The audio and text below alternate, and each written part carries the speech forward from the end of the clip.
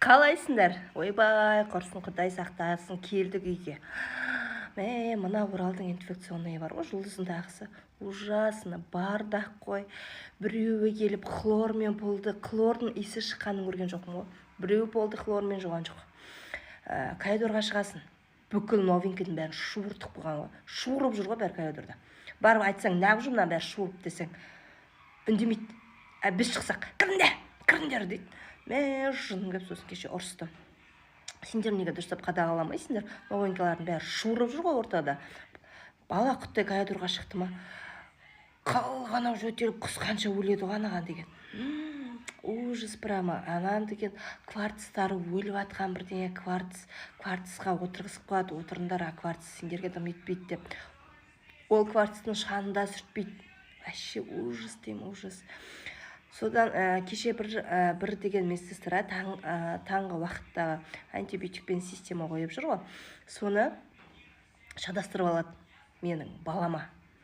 Менің балама алады да сразу антибиотикті жібереді. Жіберудің орнына ол нені жібереді бірінші? Нені жібереді? Системаны жіберіп қояды ғой, бірген сразу. Содан, короче, мен енді шалай қой, сөйтемді қайтып жатып қалам. Аппарат шырылдайды, екінші системасы қою керек қой. Бітті деп не істеп жатыр? Екіншісіне басқа медсестра келеді да, антибиотикті салып жатыр. Жаңа ғана салды ғой антибиотик десем, жоқ, антибиотикті салмаған дейді. Қарасам сап-сары болып, шынымен антибиотикті әлі салмаған. Басқа нені? Сосын айтшы, екінші системаны қойылмай ма десем, сізде мынау бізде бірінші система деген. Қой, не может быть? Нал дейді. Біз растворды не істеген шығар, салған шығар. Көріп отырмын ғой, айналайын, сен шатастырғың келіп отырмай деп. Содан не істеймін? GPT-ға жазып, GPT-ден сұрасам, GPT айтады, баланың жағдайын тексер деп қарап отырып, мен состояние нормально. Сосын барып айтты, мынаны врачтарың білетін болсын, мынау не масқара деп. Одан сағат 10-да врач келді. Врач қайтадан білесіз, тәрді медсестраңыз ошибка жасады ғой десем. Иә деп, одан да болмайды деп, андай масканың артында мысқылдап тұр ғой, представляете, мысқылдап тұр анау деген.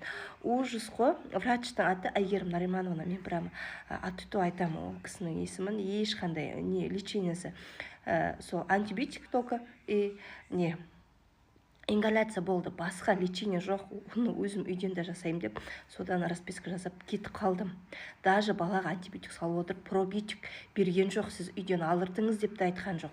Прямо ужас, мына инфекционный бардақтың бардағы болып кеткен. Бұрын альбиналар барда строгет, қазір кім екенін білмеймін. Бірақ мынау прямо страшно. Айтып жеткізе алмаймын сөз.